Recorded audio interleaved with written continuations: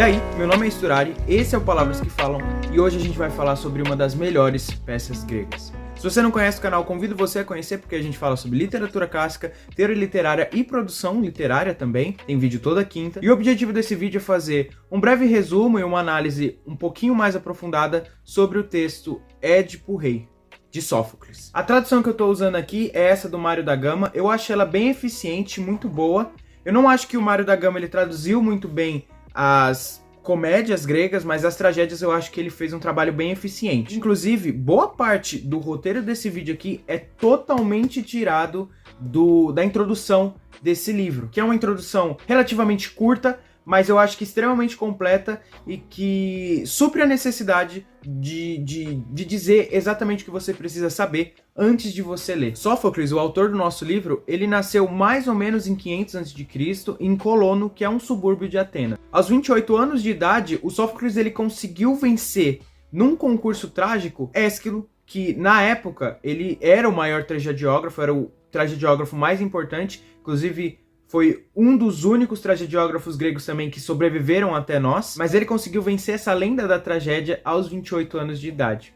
Eu acho que vale ressaltar que a tragédia, apesar de a gente ler com esse aspecto literário, e tem muito valor literário também, ela funcionava como uma espécie de culto ao mito, como uma espécie, na verdade, de prática religiosa. Eu gosto de ressaltar muito isso porque a gente está lendo esses textos e a gente lê esses textos completamente só avaliando a coisa literária, que faz muito sentido, tem um valor literário extremamente importante nessas obras, mas também é legal a gente pensar que tinha um valor religioso.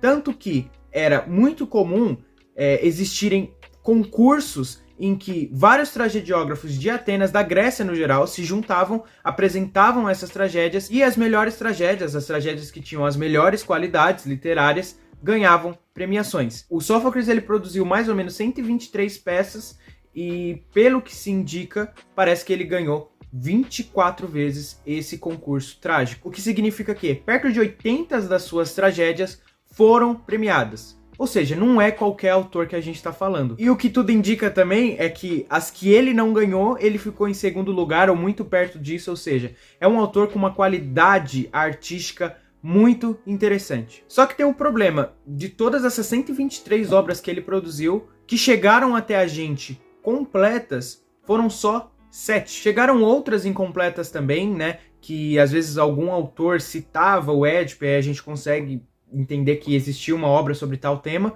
só que, como eu disse, chegaram versos, só alguns trechos até a gente. O poeta ele participou, assim, ativamente da vida política de Atenas, né, o que é bem interessante. Ele foi nomeado tesoureiro-geral, ele também foi o estratego, que é tipo um comandante do exército, mas nesses serviços ele ficou muito aquém comparado ao que ele foi como poeta.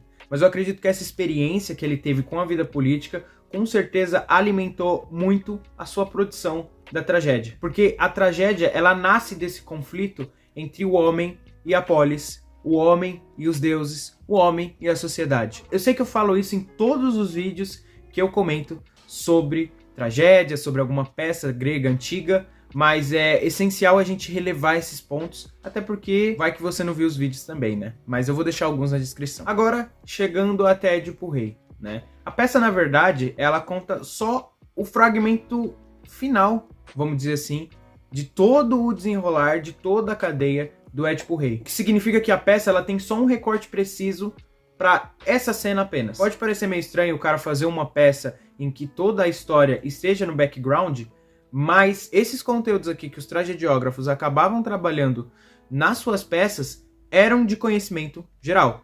Todo mundo conhecia a história, a lenda, o mito e toda a descendência de Édipo antes dele e posteriormente. Era um conhecimento geral do público grego. Então, em vez de eu só falar da peça em si, eu resolvi começar a falar bem anteriormente a essa peça, para a gente começar a entender o que aconteceu antes desses acontecimentos, até porque isso é bem necessário para você ter uma compreensão geral do Édipo Rei. Vamos esquecer o Édipo por um tempo. A gente começa essa história, na verdade, com um senhor chamado Laio. O Laio, que é o pai do Édipo, quando ele era muito jovem, ele acabou se apaixonando por outro rapaz, um homem chamado Crícipo, que era filho de Pélops, o que inaugurou, assim, segundo alguns autores gregos, os primeiros romances homossexuais. Bom, os gregos são meio poucas ideias, o Laio ele raptou o Crícipo, e o que acontece é que o Pélops, que é o pai do Crícipo, obviamente não gostou muito disso, e fez uma maldição para Laio para que ele morresse sem deixar mais descendentes. Só que isso foi águas passadas, passou muito tempo, o Laio, na verdade, começou a se apaixonar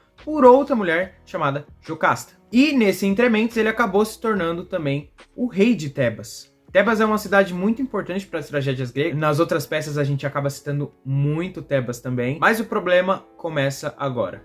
Quando Laio se casa com Jocasta, se torna rei de Tebas, um oráculo chega para ele dizendo que, por causa dos acontecimentos antinaturais, vamos dizer assim, que ele teve com o Crícipo, ele não deveria ter um filho, porque o filho dele iria o matar.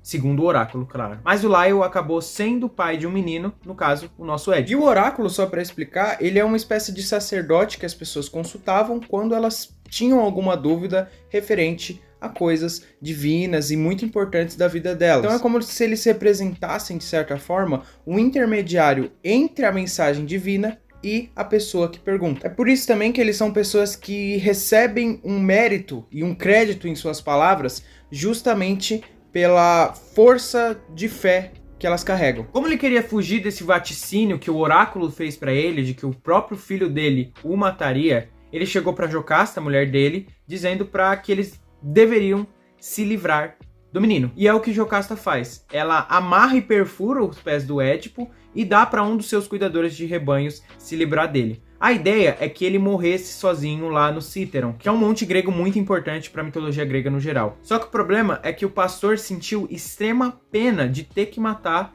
uma criança. E o que ele fez? Ele passou a criança para um dos seus companheiros de ofício, que era também cuidador de rebanho, e esse cuidador de rebanho levaria Édipo para outro rei, no caso, o rei Políbo. O ponto é o seguinte, o rei Políbo, que era um senhor lá de Corinto, ele não conseguia ter filhos, e ele vivia se lamentando por isso. Então, quando ele vê um cuidador de rebanho oferecendo para ele uma criança, ele acaba aceitando e cria o Édipo como filho dele. Então o Édipo ele vai crescendo, ele é um jovem, fica adulto, e quando ele atinge a maioridade, durante uma festa que estava acontecendo em Corinto, um embriagado encontrou com ele e chamou ele de adotivo, o que mexeu muito pessoalmente com o Édipo e fez com que ele tivesse a necessidade de procurar informações sobre isso. Será que ele era adotivo ou não? O Édipo não quis conversar muito bem com Políbo, mas ele foi direto para o oráculo de Delfos, né, o oráculo de Apolo, para perguntar a esse oráculo qual era a sua antecedência. O problema é, o oráculo não diz nada a ele sobre isso, mas ele reafirma a profecia que foi dada ao próprio pai de Édipo, ao verdadeiro pai de Édipo, né, que é o Laio. A profecia é de que o Édipo mataria o próprio pai e se casaria com a própria mãe. É preciso lembrar que Édipo, ele é filho de Laio.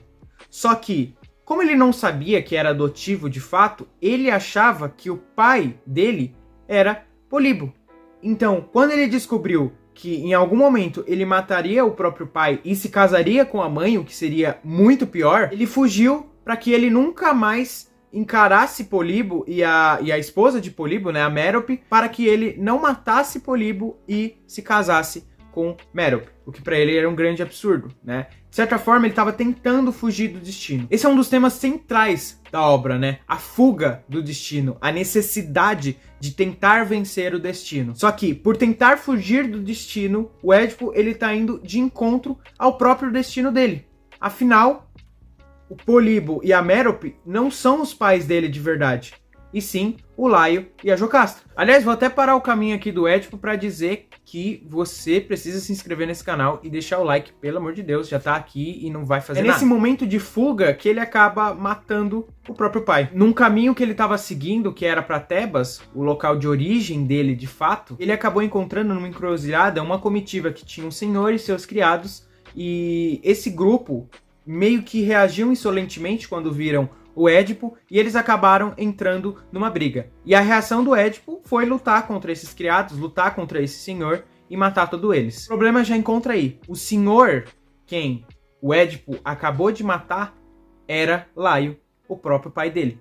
Só que ele não sabia disso ainda. No caminho, o Édipo chegou até Tebas e lá em Tebas, nesse momento, estava acontecendo um problema com a Esfinge. A Esfinge ela é uma criatura mitológica que tem corpo de leão, mas ela tem face de humano. Em algumas outras descrições você vai ver ela com a presença de outros animais por entre o corpo também, mas eu acho que essa é a descrição mais básica que a gente pode fazer. E ela é uma criatura que chegou se apoderando de Tebas e ela propunha enigmas para os tebanos. Aquele que não conseguisse resolver o seu enigma era morto. Então precisava de muita coragem para tentar enfrentar a Esfinge, porque ela estava aterrorizando todo mundo e a única forma dela morrer é vencendo o seu enigma. O Édipo já não estava com muito a perder, ele estava meio bolado, ele resolveu tentar enfrentar a Esfinge e ele conseguiu. O enigma que a Esfinge fez para ele é que de manhã tem 4 patas, de tarde tem 2 e à noite tem 3. E Édipo disse o ser humano, porque ele engatinha quando criança em 4 apoios, quando adulto ele anda bípede, né, apoiado nos próprios pés, e quando ele é idoso, apoiado numa bengala, num bastão. Respondendo essa questão, obviamente, a Esfinge foi de comes e bebes. O BO é o seguinte, quando a Esfinge desapareceu de Tebas, a galera ficou tão feliz que transformou ele em rei, afinal o Laio já estava desaparecido, morto, e piormente, entregaram a viúva de Laio como esposa de Édipo. O que significa que, a partir desse momento, a profecia já se cumpriu. Ele matou o próprio pai e, piormente, ele acabou se casando com a própria mãe, sem mesmo saber disso. Por muito tempo, Édipo governou Tebas e governou muito bem, e desse casamento com Jocasta, ele teve vários filhos, que cresciam assim, em meio a esse aspecto de paz e prosperidade que aquele novo reinado dava para eles. Só que o problema é que existia essas máculas bem latentes na própria história deles. Os deuses, vendo o que estava acontecendo em Tebas, se sentiram muito incomodados, né? Porque, beleza, a profecia foi completa, mas Édipo, ele estava gozando de toda uma vida de riqueza e de prosperidade, sendo que os deuses, por algum motivo, não queriam que ele se sentisse toda nessa bonança. Até porque o que o Édipo fez foi o acúmulo do antinatural, né? Ele é esposo da própria mãe, pai do próprio irmão. É um absurdo. E os deuses fizeram tombar sobre Tebas, então, uma espécie de peste que acabou dizimando muitos habitantes. O que Édipo faz? Ele pede para o irmão da Jocasta, o Creonte, consultar o oráculo de Delfos para buscar formas e meios de conter a peste. E é aqui que a nossa peça começa. A peça ela vai girar em torno completamente dessa descoberta por Édipo dos acontecimentos e do motivo da peste. De certa forma, a peça Édipo Rei ela é uma espécie de história de investigação. E provavelmente a primeira história de investigação da humanidade. Porque quando Creonte volta com o oráculo diz para Édipo que o assassino de Laio deve ser vingado e punido. E a partir desse ponto, a gente tem um assassinato, que é o assassinato de Laio, um crime, um investigador extremamente interessado em resolver a coisa, porque o Édipo, como ele é rei de Tebas, ele tem a necessidade de resolver esse problema. E aí você tem toda a investigação, um monte de testemunhas envolvidas no caso e, finalmente, a descoberta do criminoso, do assassino. O que é muito moderno, de certa forma, é que existe uma insistência muito forte por parte do criminoso em descobrir o seu próprio crime, né?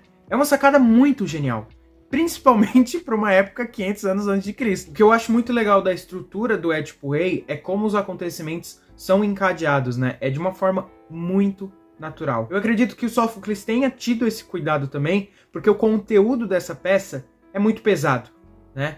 Então ele não podia errar tanto na estrutura quanto na forma que fosse dizer isso, porque poderia beirar ao absurdo, ao que fosse até escabroso de certa forma, ao que fosse uma coisa que nos angustiasse de uma forma muito negativa e não da forma catártica que deveria ser a peça grega. Mas o que eu acho genial da peça é que quando você chega ali no quarto ato, você acha que o problema não tem como ser solucionado, porque as pontas estão todas presas. E o Édipo, ok, ele pode ter matado Laio, mas ele acha que não dormiu com a sua mãe. Mas dormiu porque sua mãe, afinal, é Jocasta. O problema é exatamente esse. Mesmo ele sabendo que é o assassino de Laio, ele não identifica que Laio era seu pai e que ele estava, na verdade, dormindo com a própria mãe. Mas acontece uma revelação que é muito por acaso, mas é um por acaso que foi escrito de uma forma mas tão natural, que você olha aquilo e você não consegue pensar como a gente pensa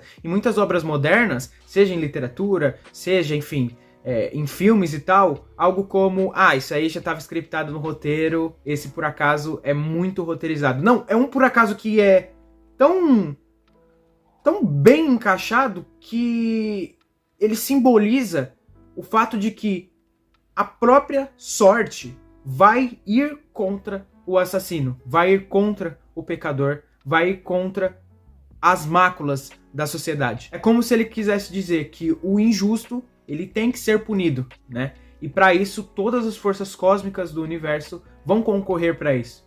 Por isso que até a coisa que seja por acaso na história, ela funciona de uma forma incrivelmente perfeita. E assim, eu sei que você pode pensar que eu chegar aqui e dizer que, Édipo Rei, a primeira trama policial, é bobagem, e certamente não é. Porque a gente tá falando aqui da mais perfeita tragédia grega que chegou até a gente de todos os tempos. O que eu quero dizer é que Édipo Rei, ele é a tragédia grega por excelência. Ele é a tragédia grega que utiliza todos os recursos que a tragédia grega pode oferecer de forma perfeita. Ele usa tantos recursos da tragédia de uma forma que é tão maravilhosamente encaixada e perfeita que Édipo Rei, ele se destaca das outras peças do Sófocles de forma gritante. Assim, é uma obra muito encaixada, muito perfeita, muito lapidada. Essa perfeição do Édipo Rei, ela transparece exatamente nos detalhes da obra, né? A gente pode dizer que em Édipo Rei, cada verso tem um porquê, não é nada por acaso. Tudo que é por acaso tem um significado emblemático e importante para representar a cosmologia da história. Eu não gosto de ficar botando moral muito para texto, porque isso dá muito medo na hora que a gente vai ler, e às vezes a gente lê até mal por causa disso. Mas Édipo Rei é um tipo de livro que, sinceramente, você precisa ler com muito cuidado. Porque a arquitetura dessa obra é impressionante. De novo, ela é a tragédia por excelência. E como eu tinha falado, o motivo pelo qual o Sófocles provavelmente tomou tanto cuidado com essa obra é por causa dos acontecimentos dela, né? Porque tudo podia cair pro escabroso, tudo podia cair pro absurdo, poderia ficar algo muito feio. Mas não, Édipo Rei é um verdadeiro impacto de beleza trágica. Volto a repetir que todas as coisas que eu falei nesse vídeo estão nessa obra aqui, nessa introdução. Eu acho que é uma introdução bem eficiente. Na verdade, essa introdução tem até outras informações que eu não resolvi citar nesse texto, porque eu acho que não caberia, esse aqui é um vídeo no YouTube, mas eu acho que é uma introdução de tanta perfeição e de tanto carinho por parte do Mário da Gama, que eu acho que, eu nem me dei o trabalho de escrever um roteiro, porque já estava feito. Se quiser ler essa tradução aqui, ou ver essa introdução na íntegra, esse livro ele é um pouquinho caro, tá? Eu não vou mentir, mas não digam que fui eu que disse, mas tem formas de você baixar por aí de forma gratuita. Essa é a mesma edição aqui, que inclusive talvez esteja agora espelhada no meu computador. Óbvio que eu não posso colocar o link na internet, simplesmente, mas talvez se você colocar Tragédia Tebana Sófocles, talvez já apareça, vai ser o primeiro link. Não diga que foi eu que te disse. E é isso. Se você gostou do vídeo, deixa o like, se inscreve no canal. Também me segue no Instagram, que eu compartilho boa parte da minha jornada de estudos e muita coisa referente ao YouTube aqui, alguns spoilers e tal. E é isso.